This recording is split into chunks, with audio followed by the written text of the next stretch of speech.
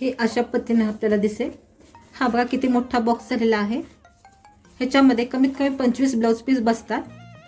नमस्कार, ह्या आधीच्या व्हिडिओमध्ये तुम्ही blouse cover, pouch, jewellery box, makeup pouch अशा वेगवेगळ्या प्रकारचे व्हिडिओ बघितलाच आहात। आज आपण ब्लाउज कव्हर कसे शिवायचं ते बघूया।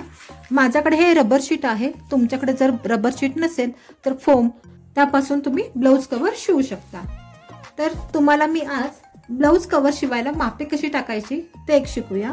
आपल्याला ब्लाउज शिवताच आलं पाहिजे असं काही नाही, आपण तसंही मापे टाकू शकतो। तर मी ब्लाउजची उंची सरासरी 16 इंच घेतलीये। कधी कधी आपण मोठा ब्लाउज शिवून घेतो उंचीला, जे चन्या चोळी वगैरे घालायला लागतं त्याच्यावर, ते सुद्धा आपण ह्या ब्लाउज कव्हर मध्ये ठेवू शकतो। आणि 11 इंच घेतलीये। आपण ब्लाउजच्या इकडच्या गळ्याच्या बाजूनं इथे 2.5 इंच गळ्याची बाजू आणि अशी 6 इंच, सहसा गळा हा आपला 6 इंच असतो, त्यामुळे मी असे 2.5 आणि 6 असं हा बॉक्स तयार केला आहे। त्याला असं काही ठराविक माप नसतं, आता छोटासा त्याला कर्व देऊया। तसेच इकडच्या बाजूला, मुंड्याच्या बाजूला 7 इंच, सहसा 7 इंच हा सगळ्यांसाठी असतो। कुठल्याही साईजचा ब्लाउज आपण बसू शकतो ह्याच्यामध्ये। आणि इथं 3 इंच आणि तिथेही छोटासा कर्व आपण देऊया।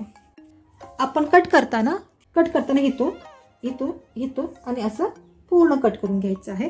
मी तुम्हाला ह्याची माप स्क्रीनवर पण देत आहे, ते नक्की पहा। कट केल्यावर हे असे दिसेल, तुम्हाला बघत असाल। हे आपण 2.5 इंच घेतलेलं आहे आणि हे 3 इंच घेतलेलं आहे। अशा पद्धतीने हे कव्हर तयार झालेलं आहे। आता त्याला मी, माझ्याकडे एक साडीचं कापड होतं, तुमच्याकडे साडीचं कापड असेल, ब्लाउज पीस असेल किंवा काहीही असू दे, तुम्ही ते लावू शकता। मी वरच्या बाजूला हे अस्तर लावलं आहे, वरच्या बाजूला हे असे कापड लावलं आहे। जेव्हा आपण मापे टाकतो तेव्हा हा इकड गळ्याला गळा येईल अशी मापं टाकायची आहेत, उलटी सुलटी टाकायची नाहीये। त्यामुळे करताना आपण उलट बाजू आणि सुलट बाजू अशा पद्धतीने 2 प्रकारची मापे टाकायची। जेव्हा आपण हे ठेवतो तेव्हा हे दोन्ही एकावर एक व्यवस्थित बसलं पाहिजे। हे बघा, इथं कापड आहे, हे अस्तर म्हणून मी साडीचं कापड लावले आहे। इथं अस्तर आहे आणि इथं कापड आहे, म्हणजे हे तुम्हाला लक्षात येईल।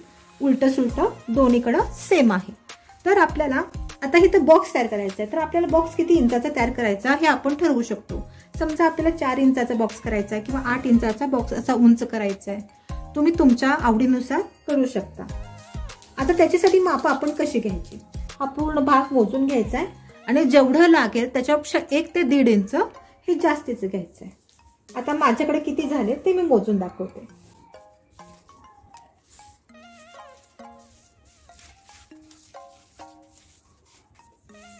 माझ्याकडे हे 54 इंच दाखवत आहे। तुमचं थोडं कमी जास्त होऊ शकतं। जेव्हा आपण इथे कर्व घेतो तेव्हा थोडंसं कमी जास्त होऊ शकतं, त्याचं एवढं करायचं नाही। पण जेव्हा आपण माप घेतो, जर समजा 54 इंच झालं असेल तर तिथं 56 इंच, 57 इंच घ्यायचं, म्हणजे आपण जेव्हा इथं जोडू तेव्हा ते कट करू शकतो। तर हे पूर्ण झालेलं आहे। आता ह्याच्या पुढे काय करायचं ते दाखवते मी। हा 6 इंचाचा बॉक्स हा घेतलेला आहे। आता मी हा कट करून घेते। तुम्ही तुमच्या आवडीनुसार बॉक्स हा कमी जास्त करू शकता। मी जादाचं हे कट करतेय। मी ह्याला वरती साडीचं कापड लावलं आहे, तुम्ही कुठलंही कापड लावू शकता। आणि अस्तर म्हणून एक जुनं साडीचं कापड लावलं आहे। हे असे तयार झालं आहे। मी ह्याच्यावर 2 इंचाची एक पट्टी ठेवती आहे आणि त्याला अशी टिप मारून घेते। टिप मारून झाल्यानंतर आपण हे असं दुमडून, परत एकदा दुमडून हे असं टिप मारून घ्यायची आहे। म्हणजे काय होतं, हे जो ओपन भाग आहे तो झाकला जातो आणि आपलं पायपिंग तयार होतं। तुम्हाला हवं असेल तर मोठं गोट ठेवू शकता किंवा लहान गोट ठेवू शकता, तुम्हाला आवडीनुसार लहान मोठं गोट ठेवू शकता। पायपिंग लावून झालेलं आहे। हे उलट असं दिसतं, हे बघा तुम्ही, पूर्ण खूप सुंदर पायपिंग झालेलं आहे। मी ह्या टोकापर्यंत पायपिंग घेतलेलं आहे।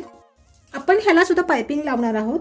ह्याला पायपिंग लावताना ही इथून ह्या बाजूला, इथून पर्यंत इथं एवढ्या ह्या बाजूला पायपिंग लावायची आहे, इकडे पायपिंग लावायची नाही। पायपिंग आणि चेन आपण फक्त ह्या बाजूला लावणार आहोत, ह्या बाजूला लावायचं नाही। हे बघा, आता मी पूर्ण चेन लावली आहे, उलट्या बाजूने तुम्हाला दिसेल।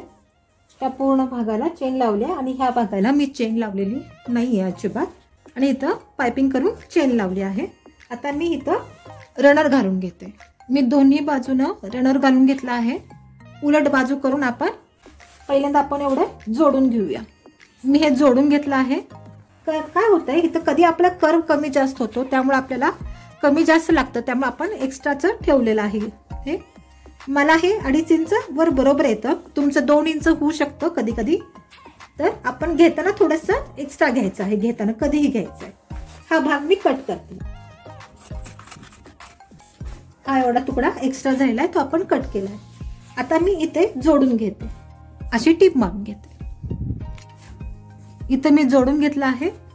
जोडून घेतल्यावर आपण असे छोटासा कपड्याचा तुकडा घेऊन त्याला पायपिंग करून हे झाकून घेऊया. आपण अशी टीप मारून घ्या.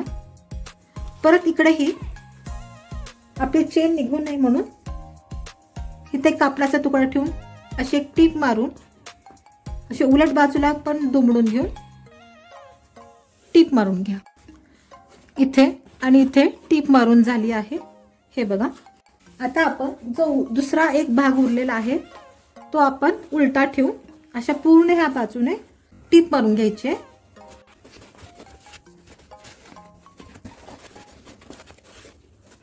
आणि त्याला पायपिंग करून घ्यायचे, म्हणजे हे असे दिसेल. टीप मारून पायपिंग लावल्यावर हे असे दिसेल. हे बघा किती सुंदर दिसत आहे.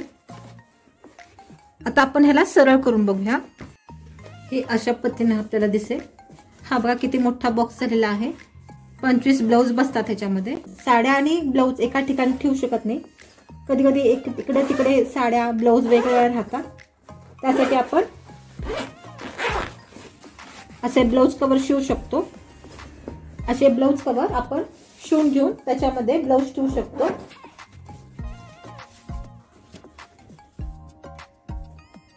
त्यात आपण किती ब्लाऊज ठेवू शकतो हे बघू शकता.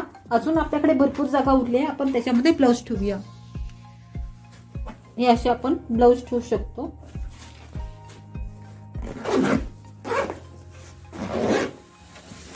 माझ्या YouTube चॅनलवर साडी कव्हर पण आहे, तर तुम्ही ते बघू शकता. आणि साडी कव्हर आणि ब्लाऊज कव्हर असा तुम्ही पूर्ण सेट तयार घेऊ शकता. तुम्हाला माझा व्हिडिओ कसा वाटला तो नक्की सांगा. आवडला तर लाईक करा, शेअर करा, सबस्क्राईब करा आणि तुम्ही जर शिवून पाहिला तर मला तो नक्की पाठवा.